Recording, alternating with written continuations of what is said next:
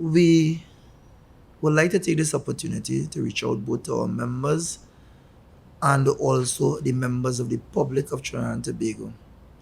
Today we come to you speaking directly to events alluding to extortion by police officers as it relates to events.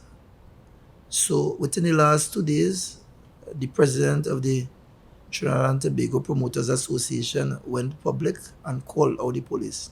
So the association, in a bid to clarify some of the issues, have sought to communicate with the members of the public and also to our members. The word extortion is strong, and at best it means taking something from someone either by force or by threat. The police are in fact the law enforcers, and we also have units. If police are found breaching the law, takes those persons to the court to be dealt with according to the law. In this instance here, the Promoters Association president suggesting that because there isn't anything in writing that he has seen over time, there has been attempts by the police to piggyback off of the profits made by the promoters and their events. Let us put this in context. Police officers provide services for all types of events. And in providing service for all types of events, we are required to ensure that peace is preserved and all safety and security measures are in place. We'll speak further to it. Mr. Johnson will speak as to the strength, whilst Mr. John will speak to the policy, both past and present, that is being pursued by the organization. Good day, everyone. Firstly, let me start by saying extra duty is not a profit-making venture for the TTPS. It is a means by which officers who are required by members of the public to provide an additional service outside of their normal scope of duties. And as such, to label it as extortion or corrupt is unfair to the police officers who are engaged in extra duty. By way of an example, let's say a promoter wants to have an event that he is estimating would host about 3,000 persons. The current standard within the TTPS is for every 50 persons, we have one police constable assigned. That would mean we have 60 police officers at minimum. And that 60 police officers would be constables only. Because the police service is a structured organization, we have to factor for management and span of control. That would mean that we have to also deploy corporals and sergeants and even inspectors in the requisite amounts for that same 60 police constables. So let's take that same event of 3,000 patrons with the minimum of 60 police officers, 60 constables. You may need, as a promoter, at least 70 persons. That would mean for the minimum amount of constables, you have at least $15,000 or excess for that rank alone. So therefore, the cost would go up for each rank that has to be deployed for any particular event that you may be hosting. Thank you. In August last year, the TTPS would have met with the Promoters Association and their representatives. And we listened, and we have since developed and is presently implementing an extra duty policy. What is the purpose of the police officers during an extra duty?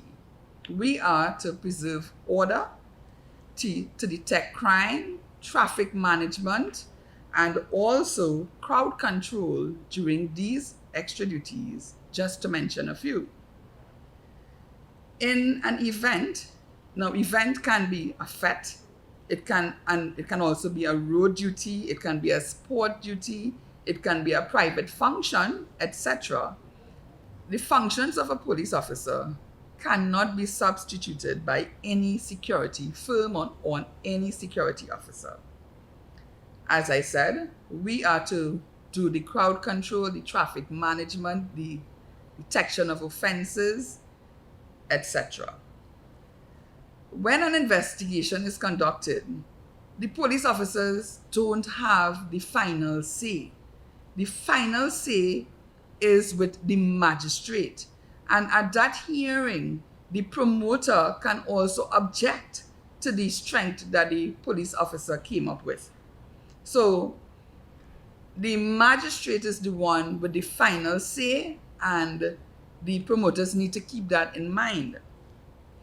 Also,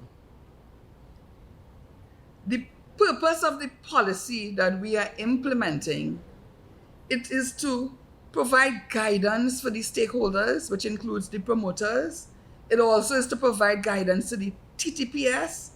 It is also to give accountability, and also it is for proper management of the TTPS resources. So promoters and the public, the police, we are not trying to extort nobody, no monies from no one.